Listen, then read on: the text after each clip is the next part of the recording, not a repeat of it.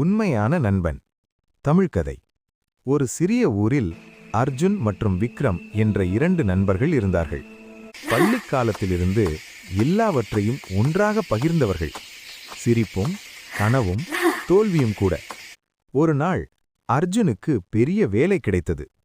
பணம், புகழ் எல்லாம் வந்தது. அப்போது பல புதிய நண்பர்கள் வந்தார்கள். பழைய நண்பன் விக்ரம் அமைதியாக பின்னால் நின்றான். சில காலத்தில் அர்ஜுன் ஒரு தவறால் வேலையும் பணமும் இழந்தான். புதிய நண்பர்கள் ஒருவராக மறைந்தார்கள். அப்போது இரவில் ஒரு கதவு தட்டும் சத்தம். கதவை திறந்த அர்ஜுன் முன்னால் பார்த்தது விக்ரம். கையில் ஒரு உணவு பை, முகத்தில் பழைய புன்னகை. அர்ஜுன் கண்களில் கண்ணீர்.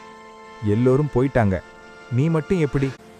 விக்ரம் சிரித்து கூறினான், வெற்றியில் இருப்பவன் நண்பன் இல்லை, தோல்வியில் விட்டுப் போகாதவன்தான் உண்மையான நண்பன். கதை சொல்லும் உண்மை.